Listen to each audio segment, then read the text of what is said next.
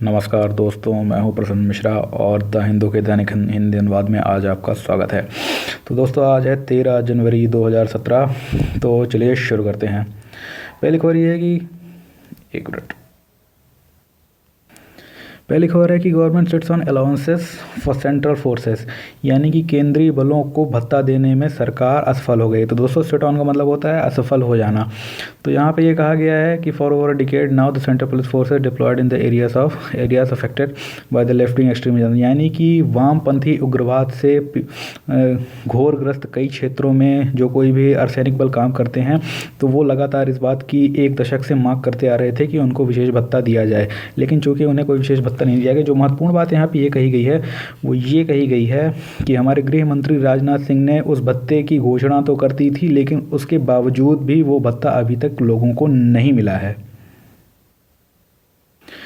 दूसरी खबर यह है कि Amazon removes try colour doormats from site, यानी कि तिरंगे को पावदान की तरह बेचने वाली अमेजन ने उसको अपनी वेबसाइट से हटा लिया है। तो दोस्तों, आपको बता दूं कि अमेजन ने अभी तिरंगे को पावदान बना करके बेचना शुरू किया था अमेजन में, जिसका कि बहुत ज़्यादा विरोध हुआ था और हमारी विदेश मंत्री सुषमा स्वराज ने उस पर काफ़ी टिप्पणियाँ की थी और उन्होंने अमेजन से कहा था कि वो बिना शर्त माफ़ी मांगे और इस चीज़ को हटाए। तो इस चीज़ को उन्होंने अब हटा लिया है।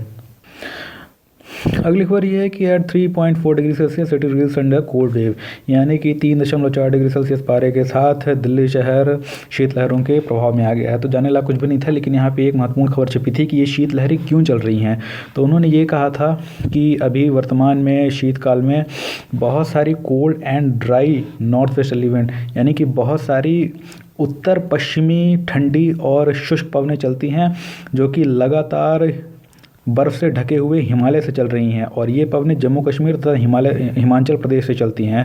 तो इस वजह से ये पवनें जो कि बहुत ज़्यादा ठंडी और शुष्क होती हैं प्रकृति में, ये पूरे के पूरे वातावरण की ह्यूमिडिटी अर्थात आर्द्रता को सोख लेती हैं, जिसकी वजह से आगे चल के तापमान में और भी ज़्यादा गिरावट आ जाती है। तो दोस्तों, आपको पता चल गया कि आखिर हमारे उत्तर भारत में लगातार तापमान क्यों गिर रहा है। उसके पीछे का ये कारण था। अगली एक छोटी सी खबर थी कि एनजीटी ने ये कहा है कि चेक बायोमेडिकल वेस्ट प्लांट्स, यानी कि बायोमेडिकल कचरे को निपटाने वाले जो प्लांट या संयंत्र हैं उनकी जांच की जाए। तो दोस्तों, आपको सिर्फ ये जानना है कि बायोमेडिकल वेस्ट होता क्या है। तो बायोमेडिकल वेस्ट यानी जैव चिकित्सकीय कचरा वो कचरा होता है जो कि अस्पतालों से निकलता है। तो अस्पतालों में बहुत सारे ऐसे कार्य किए जाते हैं जिनसे कि बहुत सारा कचरा पैदा होता है लोगों के इलाज में। तो उस वजह से उस सारे कचरे में चूँकि बहुत सारे वायरस और बैक्टीरिया, प्रोटोजोआ इत्यादि होते हैं, तो उनको निपटाने के लिए अलग से प्लांट या संयंत्र लगाए जाते हैं। हालांकि ये कहा गया था कि वो प्लांट जो हैं तो सही तरीके से कचरे का निपटान नहीं कर रहे हैं। तो इस वजह से एनजीटी ने सीपीसीबी को कहा है। सीपीसीबी का नाम बार बार आ रहा है, तो आप ये जान लीजिए कि ये केंद्रीय प्रदूषण नियंत्रण बोर्ड है और इसके बारे में हो सकता है कोई ना कोई क्वेश्चन बन जाए, क्योंकि लगातार किसी न किसी आयोग पे कुछ ना कुछ प्रश्न पूछता रहा है यूपीएससी। तो सीपीसीबी को कहा था कि भाई जाकर के जांच करो और देखो कि वो लोग क्या कर रहे हैं। अगली खबर ये है दोस्तों कि दिल्ली के नजफगढ़ झील में ये कहा गया है कि दिल्ली के नजफगढ़ झील में इस साल बहुत ही कम संख्या में प्रवासी पक्षी आए हैं। तो दोस्तों, यहाँ पे कुछ महत्वपूर्ण शब्द छपे हैं, तो उनके बारे में आपको जरूर जानना चाहिए। एक छपा है AWC यानी एशियन वाटर बर्ड सेंसस, अर्थात एशियाई जलीय पक्षी जनगणना 2017। तो दोस्तों, ये एशियाई जलीय पक्षी जनगणना जो 2017 क्या है ये आपको जरूर जानना चाहिए। और आपको ये भी जानना चाहिए कि ये इंटरनेशनल वाटर बर्ड सेंसस यानी कि अंतर्राष्ट्रीय जलीय पक्षी जनगणना का ही एक हिस्सा है। तो दोस्तों, यहाँ पे 2-3 नाम और थे। IUCN यानी कि international union for conservation of nature, अर्थात प्रकृति संरक्षण के लिए अंतर्राष्ट्रीय संगठन क्या है। और आपको बता दूं कि जो रेड डाटा बुक होती है जिसमें कि सारी की सारी इंडेंजर्ड यानी कि संकटापन्न इत्यादि प्रजातियों की एक पूरी सूची बनाई जाती है, तो वो रेड डाटा बुक भी IUCN ही प्रकाशित करती है। और यहाँ पे एक महत्वपूर्ण लिखा हुआ है वेटलैंड इंटरनेशनल। तो दोस्तों, 2015 में आया था बर्ड लाइफ इंटरनेशनल। इसी तरह यहाँ पे दिया हुआ है वेटलैंड इंटरनेशनल। एक और होता है बायोडाइवर्सिटी इंटरनेशनल। तो 100% मान के चलिए कि इन 3 में से, या कि 2-3 और हैं इस तरीके का संगठन, उनमें से एक के बारे में पूछा जाएगा। तो ये किस प्रकार के संगठन हैं, इनका वित्तीयन कौन करता है और इनकी संरचना किस प्रकार की है, तो ये सब कुछ आपको जानना चाहिए। साथ ही ये भी जानना चाहिए कि इनका मकसद या लक्ष्य क्या है। तो दोस्तों, इस तरीके के जब भी कोई जैव विविधता से आपको आर्टिकल्स कहीं पर भी मिल जाएं तो आप उनको तुरंत पढ़ा करिए, क्योंकि अक्सर प्रश्न वहीं से बनते हैं। अगली खबर ये है कि दिल्ली को बर्ड फ्लू मुक्त घोषित किया गया है। तो दोस्तों आपको बता दूं कि अक्टूबर 2016 में कुछ सैंपल ऐसे पाए गए थे दिल्ली में जिनमें कि बर्ड फ्लू पाया गया था। तो मैं आपको बताऊं दोस्तों कि ये एक प्रकार का एवियन इन्फ्लुएंजा यानी कि पक्षी इन्फ्लुएंजा होता है, जिसके कि वायरस का नाम है H5N8। तो दोस्तों पिछले साल ये आया था H1N1 जो कि स्वाइन फ्लू के लिए था। तो इस तरीके के बहुत सारे होते हैं H1N8, H1N5, इस तरीके के जितने भी आपको मिल जाते हैं तो आप उनको हमेशा याद करके रखिए कि आखिर ये वायरस जो है तो किस प्रकार की बीमारी के लिए है। तो इसका नाम क्या था बर्ड फ्लू का? H5N8।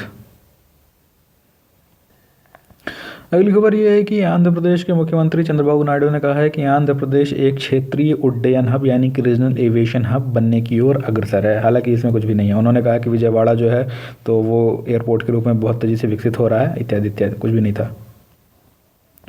अगली खबर ये है कि सुप्रीम कोर्ट ने केंद्र सरकार को कहा है कि टेलीविज़न पर प्रसारित होने वाली सामग्रियों के संबंध में जो शिकायतें की जाती हैं तो उनके निपटारे के लिए किसी भी प्रकार का एक क्रियाविधि यानी मैकेनिज्म स्थापित किया जाए। तो यहाँ पे दोस्तों एक एनजीओ है जिसका नाम मीडिया वॉच इंडिया है। तो मीडिया वॉच इंडिया ने तो ये कहा था याचिका दायर करके कि केंद्र सरकार को कोई ऐसा मैकेनिज्म यानी कोई ऐसी क्रियाविधि बनानी चाहिए जिसके द्वारा कि वो सारे चैनलों में प्रसारित की जाने वाली सामग्रियों को पहले ही देख ले और जो कोई भी अनुचित सामग्रियां उन्हें प्रसारित ना होने दे। तो सुप्रीम कोर्ट ने ये कहा कि दरअसल पर हमारा जो संविधान का अनुच्छेद 19(1)(a) है तो वो हमारे वक्तव्य और अभिव्यक्ति की स्वतंत्रता को प्रदर्शित करता है, बताता है, और उसके आधार पर हम किसी को भी कुछ भी प्रसारित करने से रोक नहीं सकते हैं। इसलिए जब कोई चीज़ प्रसारित हो जाती है तो अगर आपको उससे कुछ समस्या है तो आप जाइए और उसकी शिकायत कीजिए। लेकिन हम ये नहीं कह सकते हैं केंद्र सरकार को कि हम उसके लिए कोई ऐसा आप मैकेनिज्म बनाइए कि जिससे कि उसके पहले ही सब कुछ स्क्रूटिनाइज करके सब कुछ जांच पड़ताल करके उसके प्रसारण को ही रोक दिया जाए। तो यहाँ पे एक अधिनियम का नाम आया है कि cable television networks regulation act. तो इसके एक्ट के अंदर ये सब कुछ प्रक्रिया पहले से ही वैसे दी हुई है कि अगर कोई भी सामग्री आपको आपत्तिजनक लगती है तो आप उस पर किस तरीके से एक्शन ले सकते हैं। अगली खबर ये है कि नीति आयोग ने कहा है कि राइट टू एजुकेशन यानी कि आरटीई अधिनियम की पुनर्समीक्षा की जानी चाहिए। तो ये कहना है नीति आयोग का कि जो आरटीई एक्ट यानी कि शिक्षा का अधिकार अधिनियम बना था तो उसमें एक प्रावधान किया गया था। उस प्रावधान के तहत 8वीं तक के किसी भी बच्चे को फेल नहीं किया जा सकता है। तो उनका कहना था कि इसका मकसद ये था ताकि बच्चे कम से कम संख्या में स्कूल छोड़ें, क्योंकि ये देखा गया था कि जब बच्चे स्कूल में फेल होने लगते हैं तो स्कूल छोड़ देते हैं। तो उन्होंने कहा लेकिन चूँकि इस समस्या से निपटने के लिए जो हमने प्रक्रिया बनाई थी वो आज की तारीख में खुद भी एक डेट्रीमेंटल इफेक्ट यानी कि एक बहुत बड़ा दुष्प्रभाव छोड़ रही है, क्योंकि इस चक्कर में कई सारे छात्र जो हैं वो 8वीं तक पहुंच गए हैं लेकिन उनसे नाम लिखते नहीं आता है। तो यानी कि वो पास होने के लिए किसी भी तरीके का प्रयास खुद से नहीं कर रहे हैं, जिसकी वजह से अब आवश्यकता ये आन पड़ी है कि अब इसकी पुनर्समीक्षा की जाए और इसको समाप्त किया जाए। तो दोस्तों यहाँ पे एक और अन्य खबर छपी थी, उसमें ये लिखा हुआ था कि row over erasure of Gandhi from KVIC calendar, यानी कि KVIC का मतलब होता है कि खादी ग्रामोद्योग आयोग। तो खादी ग्रामोद्योग आयोग का जो एक कैलेंडर होता है तो उसमें से तकरीबन 50-60 साल से गांधी जी रहते आए हैं, लेकिन अभी इस साल के कैलेंडर में गांधी जी वहाँ से हट गए हैं और वहाँ पे मोदी जी आ गए हैं जो कि चरखे में बिनाई कर रहे हैं। तो इस बात को लेकर के काफ़ी ज़्यादा विवाद उत्पन्न हो गया है। तो हालांकि हमें उससे कुछ लेना देना नहीं है विवाद से, हमको इस बात से महत्वपूर्ण लेना देना है कि ये खादी ग्रामोद्योग आयोग क्या है और ये किस मंत्रालय के अधीन कार्य करता है, कैसे कार्य करता है, इसकी संरचना क्या है। तो दोस्तों जब कोई भी चीज़ विवाद में होती है तो अक्सर पूछ ली जाती है, तो इस चीज़ को आप अक्सर पढ़ के रखिए, यानी कि खादी ग्रामोद्योग जो विभाग है, जो आयोग है, तो ये महत्वपूर्ण हो गया है, तो ये आ सकता है। तो अगली खबर ये है कि हमारे केंद्रीय कानून मंत्री रविशंकर प्रसाद ने कहा है कि विल वर्क विद जुडिशियरी, यानी कि न्यायपालिका के साथ मिलकर के काम करेंगे। तो दोस्तों आपको पता है कि न्यायपालिका और कार्यपालिका में ये झगड़ा पुराना है और ये तभी से बहुत ज़्यादा हो गया था जब एक NJAC बिल यानी कि राष्ट्रीय न्यायिक नियुक्ति आयोग को केंद्र सरकार ने पास किया था, और जब वो अधिनियम बन गया था तो उसके बाद फिर सुप्रीम कोर्ट ने एक संवैधानिक पीठ बिठाई थी और संवैधानिक पीठ ने उसे असंवैधानिक करार दे दिया था। तो जिसकी वजह से सरकार काफ़ी ज़्यादा नाराज़ हो गई थी। तो उन्होंने कहा था कि रुकिए हम आपको बताते हैं। तो इस वजह से उन्होंने क्या किया था कि न्यायपालिका यानी कि सुप्रीम कोर्ट और हाई कोर्ट में बहुत सारी जो नियुक्तियां होने वाली थी तो उसके लिए जब संस्तुतियां यानी रिकमेंडेशंस भेजी सुप्रीम कोर्ट ने कि इन व्यक्तियों को नियुक्त किया जाए, तो सरकार ने उन व्यक्तियों को नियुक्त ही नहीं किया, क्योंकि दोस्तों रिकमेंडेशन ही संस्तुति तो सुप्रीम कोर्ट का कॉलेजियम भेजेगा, लेकिन नियुक्ति करने का जो अंतिम फैसला है वो सरकार करती है, क्योंकि उसको अपना बजट भी देखना पड़ता है और भी बहुत सारी चीज़ें देखनी पड़ती हैं कि अभी हम नियुक्ति करने के योग्य हैं कि नहीं। तो इस वजह से सरकार ने ये यानी कि जो टी.एस. ठाकुर का आरोप था कि सरकार जानबूझ करके नियुक्तियों को लटका रही है, जिसके कारण से बहुत सारा बोझ जजों पर बढ़ता जा रहा है, क्योंकि जब नियुक्तियां नहीं होंगी तो सारे के सारे केस जो हैं तो कुछ गिने चुने जजों के ही ऊपर आ करके पड़ेंगे। तो इस वजह से जजों का कार्यभार बहुत ज़्यादा बढ़ता जा रहा है। हालांकि रविशंकर प्रसाद ने कहा कि हमने 126 नियुक्तियां की हैं, जो कि 1990 के बाद सर्वाधिक हैं। तो इस प्रकार से दोनों की तरफ से अपने अपने दावे हैं, लेकिन सच्चाई तो ये है कि हमारे देश में बहुत ज़्यादा जजों की कमी है, खास करके ऊपरी लेवल पे, यानी कि सुप्रीम कोर्ट और हाई कोर्टों में।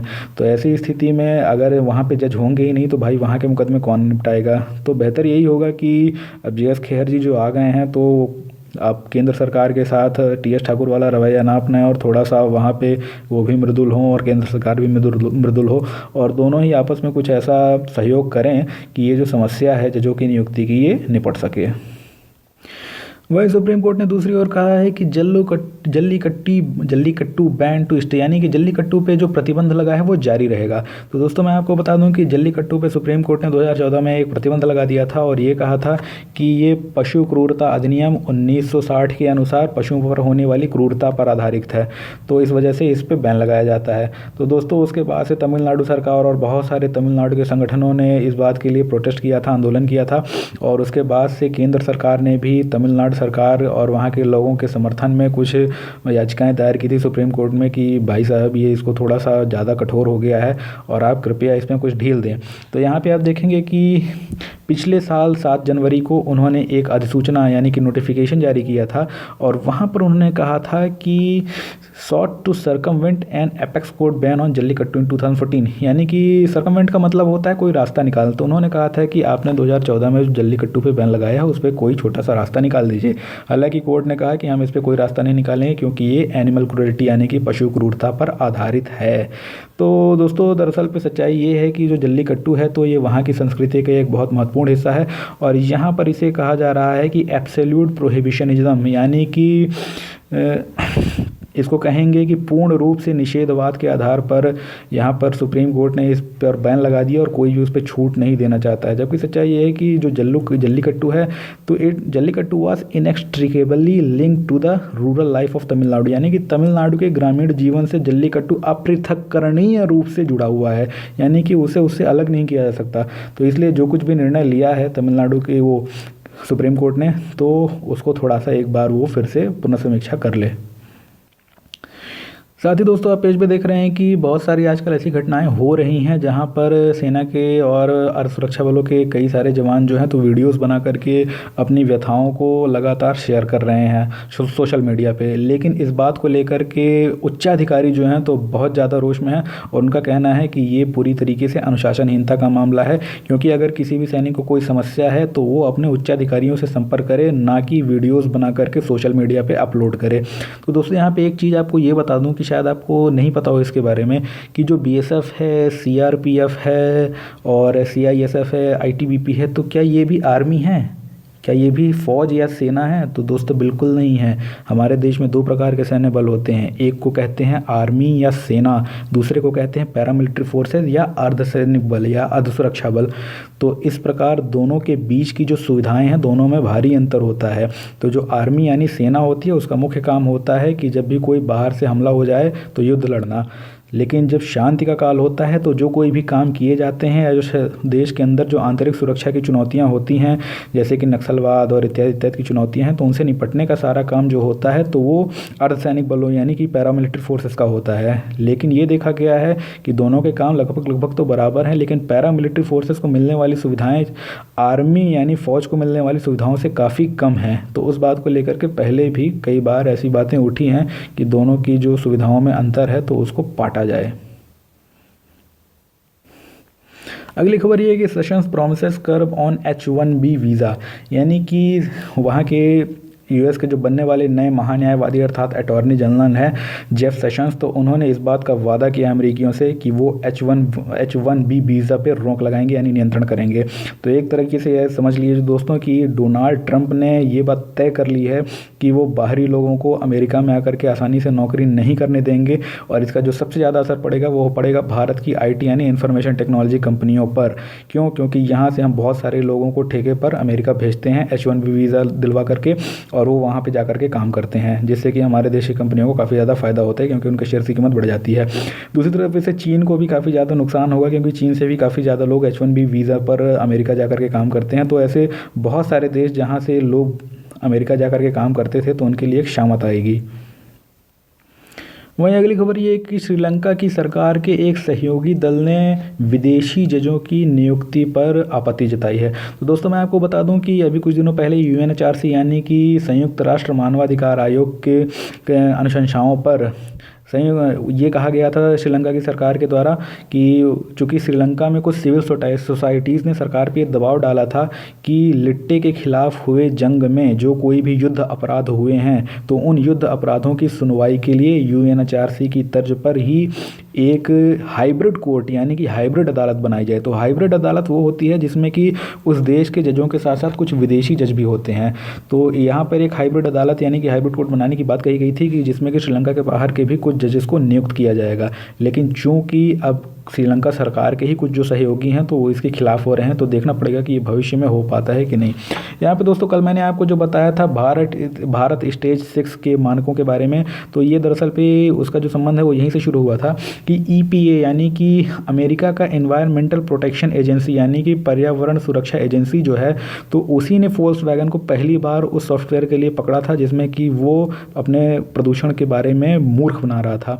तो यहाँ पे उन्होंने फिर से एक कंपनी को पकड़ लिया है, वो फिएट कंपनी है। तो फिएट की क्रिसलर ऑटोमोबाइल्स जो है तो उसको उन्होंने पकड़ा है और कहा है कि इनके भी जो सॉफ्टवेयर्स हैं तो वो ऐसे हैं कि जो प्रयोगशालाओं में टेस्ट करने पर तो उत्सर्जन के अलग मानक देते हैं यानी अलग मात्राएं बताते हैं, और जब सड़कों पे चलते हैं तो उत्सर्जन अलग प्रकार से होता है।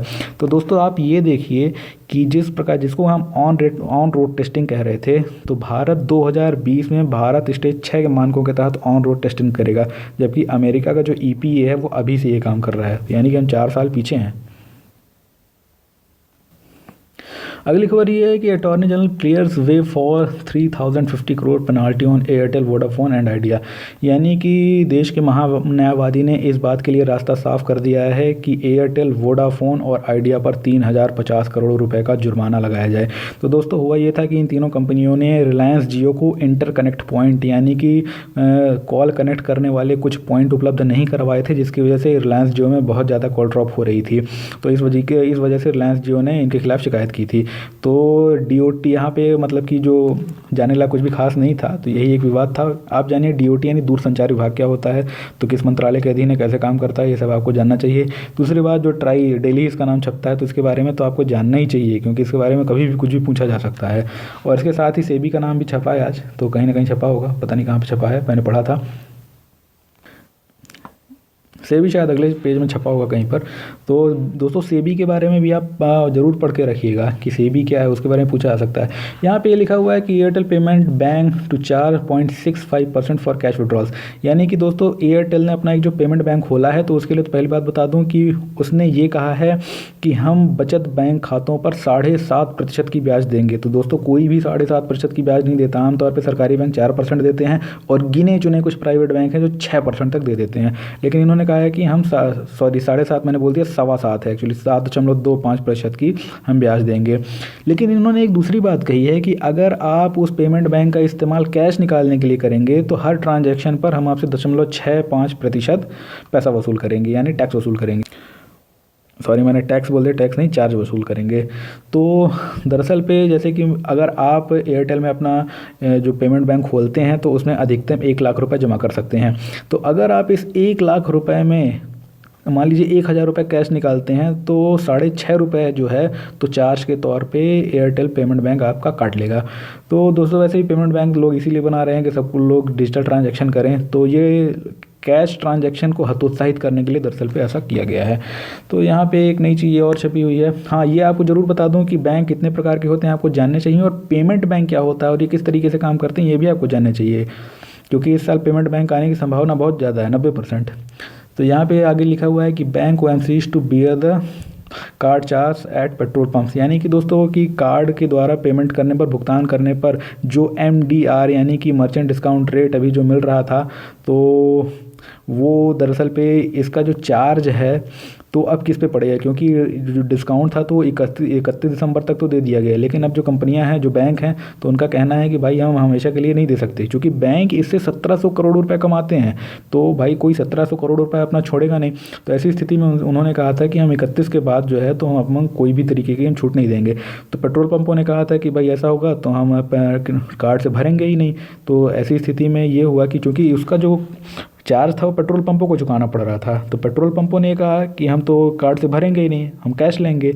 अगर आप ग्राहक पे करेंगे तो ग्राहक कार्ड देगा ही नहीं, वो भी कैश देगा। तो ऐसी स्थिति में सरकार ने अभी एक बैठक की थी कि जिसमें ये उन्होंने कहा है कि अब बैंक और ओएमसीज यानी कि तेल कंपनियां, ये दोनों मिलजुल करके ही अब उसका भार वहन करेंगी। जो कोई भी चार्ज आता है उसका भार ये दोनों मिल करके वहन करेंगी। लेकिन अभी तक ये स्पष्ट नहीं हुआ है कि कौन कितना % करेगा। तो आगे चल के कुछ और बैठकें होंगी बैंकों की और तेल कंपनियों की। तो जब बैठक होगी तो मैं आपको बताऊँगा कि कौन कितने % का भार वहन करेगा। तो दोस्तों पिछले साल आया था MCLR, तो इस बार MDR आने के बहुत चांसेस हैं। MDR के बारे में अच्छे से पढ़ लीजिएगा। तो यहाँ पे अगली खबर ये छपी हुई है कि industrial output at 4-year high of 5.7% इन नवंबर। यानी कि ये कहा गया है कि इस साल नवंबर में जो इंडस्ट्रियल आउटपुट अर्थात औद्योगिक उत्पादन है वो 5.7 हो गया है, जो कि पिछले 4 सालों में सर्वाधिक है। तो दोस्तों यहाँ पे जाने लायक जो एक महत्वपूर्ण चीज़ है तो ये है कि इंडेक्स ऑफ इंडस्ट्रियल प्रोडक्शन यानी कि IIP अर्थात औद्योगिक उत्पादन सूचकांक क्या होता है, तो ये आपको जानना चाहिए। तो इसको देखिएगा, सबसे महत्वपूर्ण इसमें दिया हुआ है बेस इफेक्ट यानी कि बेस प्रभाव अथवा आधार प्रभाव। तो बेस इफेक्ट क्या होता है? दरअसल पे बेस इफेक्ट ये होता है कि हम जो इस साल नवंबर में 5.4% की ग्रोथ देख रहे हैं तो वो पिछले साल के नवंबर की ग्रोथ के अनुसार है। यानी कि अगर पिछले साल के नवंबर में कुछ ऐसा हुआ हो यानी कि बहुत कम ग्रोथ हुई हो, तो इस साल अगर हम उससे थोड़ी सी भी ज़्यादा ग्रोथ कर लेंगे तो वो बहुत ज़्यादा हमें दिखेगी। या कि अगर पिछले साल के नवंबर में घाटा लगा हो तो इस साल अगर हम थोड़ा सा फ़ायदा कर लेंगे तो बहुत ज़्यादा लगेगा। ये एक उदाहरण से समझाऊंगा कि मान लीजिए कि 2010 में हमने एक मानक तय किया कि कुल उत्पादन हुआ था 100, ठीक। अब 2010 के नवंबर में मानक उत्पादन कितना हो, 100 ले लिया। अब 2011 में उत्पादन घट करके हो गया 95, ठीक। और 2012 में ये बढ़ के हो गया 101। तो सच्चाई में अगर देखा जाए तो 2010 से आप 11 में गए तो कितने % की आपको गिरावट महसूस हुई? 5% की, ठीक। लेकिन जब आप 95 से अब 101 में आए तो कितने % की वृद्धि दर्ज हो गई? ये वृद्धि जो है तो ये तकरीबन 6% से ज़्यादा की हो गई, क्योंकि 95 का जो 6 है वो 6% से ज़्यादा होगा। तो अब जो 6% से ज़्यादा की वृद्धि हो गई, तो दरअसल पे अगर 2010 के मुकाबले देखा जाए तो 1% की ही वृद्धि है, क्योंकि 100 से 101 पहुँचे। 2010 में 100 थे, 11 में 95, 12 में 101। तो सच्चाई ये है कि हमने बहुत वृद्धि नहीं की। हम जहां 2010 के उत्पादन से सिर्फ 1% ऊपर आए, लेकिन हम 2011 के उत्पादन से तकरीबन 6-6.5% ऊपर आ गए। तो इसे ही कहते हैं दोस्तों बेस इफेक्ट। यानी कि ये कहा जा रहा है क्योंकि पिछले साल नवंबर में उत्पादन जो था वो बहुत कमज़ोर था और कई जगहों पे तो नेगेटिव उत्पादन यानी कि नकारात्मक था, यानी कि 100 से भी नीचे चला गया था। तो अब जो है आपने थोड़ा सा बढ़ा लिया है तो उससे आप ये कह रहे हैं कि बहुत ज़्यादा बढ़ गया है, तो ये कोई बहुत बड़ी बात नहीं है। क्योंकि यहाँ पे आप देखेंगे कि एक शब्द का प्रयोग किया गया है जो कि मैं आपको बताऊं, उसको उन्होंने कहा है निगेटिव फॉल्स यानी कि फॉल्स पॉजिटिव, सॉरी उन्होंने कहा है फॉल्स पॉजिटिव। तो फॉल्स पॉजिटिव का मतलब होता है कि एक ऐसी सकारात्मकता की जो दरअसल पे फर्जी है, यानी कि उसमें कोई बहुत ज़्यादा सच्चाई नहीं है। क्योंकि अगर आप बेस इफेक्ट को देखें तो एक इस प्रकार से भी हो सकता है कि अगर 2010 में 100 था, 2011 में 90 हो गया और 2012 में 95 हो गया। तो सच्चाई ये है कि अगर आप 2012 में देखेंगे तो वहाँ पे आपको एक ग्रोथ दिखेगी, यानी कि 2010 से 11 में तो निगेटिव हो गया, 10% निगेटिव हो गया, लेकिन 2011 से 12 में वो बढ़ जाता है, यानी कि वो आपको 90 से 95 आए तो वो तकरीबन 5 से 6% की ग्रोथ को दिखा रहा है। लेकिन सच्चाई क्या है? सच्चाई आप अभी भी घाटे में ही चल रहे हैं, यानी कि आप 100 के नीचे ही चल रहे हैं। तो 2010 की अपेक्षा तो आप बहुत नीचे हैं। तो इस प्रकार से उस घाटे को भी कई बार सौदे का फ़ायदा दिखा दिया जाता है और इसे ही कहते हैं बेस इफेक्ट। तो सच्चाई ये है कि यहाँ पर इन्होंने लिखा है नो चीयर यानी कोई खुशी नहीं। क्यों? क्योंकि ये सब कुछ आंकड़ों का खेल है। अगली खबर ये कहती है कि infrastructure spending must be raised in budget, यानी कि बजट में अवसंरचना के लिए खर्चों को बढ़ाना चाहिए। तो दोस्तों पहले जानिए कि फिक्की क्या है। तो फिक्की के बारे में आप जरूर इंटरनेट में पढ़िएगा। इसके अलावा फिक्की का ये कहना है कि जो इंफ्रास्ट्रक्चर यानी अवसंरचना है, तो अर्थात बिजली है, पानी है, परिवहन है, स्वास्थ्य है, शिक्षा है, इत्यादि पर हमको आगे चल के बहुत ज़्यादा खर्च करना पड़ेगा, तभी जाकर के हम असली विकास को प्राप्त कर पाएंगे। तो उन्होंने कहा है कि अगले दशक तक हमें 1.5 ट्रिलियन डॉलर का निवेश करना पड़ेगा, तब जाकर के हम अपनी आवश्यकतानुरूप अवसंरचना को खड़ा करने में सक्षम होंगे। यहाँ पे मैंने कहा सेबी कहीं कहीं पढ़ा था, तो यहाँ पे लिखा है। तो दोस्तों सेबी जो है, तो हमारा जो शेयर बाजार है, पूरा शेयर मार्केट है, तो उसका विनियामक है। अगली खबर ये है कि अमेरिका ने ये कहा है कि biodegradable bullets that sprout plants, यानी कि वो आगे चल के ऐसी बायोडिग्रेडेबल गोलियां अर्थात जैव अपघटनीय गोलियां बनाएगा जो कि पौधे उगाएंगी। तो दोस्तों अमेरिका ने ये कहा है कि हम जो कोई भी हथियारों का इस्तेमाल करते हैं, तो आपको पता है वो गोलियाँ चलाने के बाद गोलियाँ तो निकलती है, खोखे भी निकलते हैं। तो वो जो खोखा होता है, तो ये सब कुछ गोलियाँ और खोखे कुल मिला करके ज़मीन को और हमारे भूमिगत जल को प्रदूषित करते हैं, क्योंकि ये सब कुछ धातुओं के और विभिन्न प्रकार के केमिकल्स के बने होते हैं। तो जिसकी वजह से जब पानी वगैरह बरसता है, तो ये पानी के साथ लीचिंग यानी निक्षारण की प्रक्रिया से भूमिगत जल में पहुंच जाते हैं और साथ ही साथ हमारी भूमि को भी प्रदूषित करते हैं। तो उन्होंने कहा है कि हम इसको किसी एक प्रकार के बायोडिग्रेडेबल मटेरियल यानी कि जैव अपघटनीय पदार्थ से बनाएंगे, जिससे कि वो जो पदार्थ होगा, तो बंदूक चलने के बाद आगे चल के जो पदार्थ नीचे गिरेगा, तो या तो वो सड़ जाएगा, या कि फिर उसमें साथ ही साथ उन्होंने कहा है कि हम इसमें कुछ ऐसे विशेष प्रकार के बीज डाल देंगे, जिसकी वजह से कि जब ये ज़मीन में पड़े रहेंगे और बारिश इत्यादि होगी, या कि जब सही सीजन आएगा तो उसमें से पौधे बन के निकल आएंगे। तो देखिए इन्होंने तो बहुत एडवांस टेक्नोलॉजी के बारे में बात की है, तो ये जब तक बनेगी तो फिर मैं आपको फिर से बताऊंगा। अगली खबर जो है, तो उन्होंने ये कहा था कि एक सुपर डॉग यानी कि एक विशेष कुत्ता है जो कि सुपर बग को सूंघ लेता है। तो बाकी सब छोड़िए, यानी सुपर बग क्या होता है। दोस्तों सुपर बग एक ऐसा बैक्टीरिया, एक ऐसा जीवाणु होता है जो कि किसी भी प्रकार की एंटी बैक्टीरिया दवाइयों से, यानी कि एंटीबायोटिक दवाइयाँ, जितनी भी एंटीबायोटिक, दोस्तों क्या होता है एंटीबायोटिक, वो दवाई होती है जो कि जीवाणु या बैक्टीरिया को मारने के काम आती है।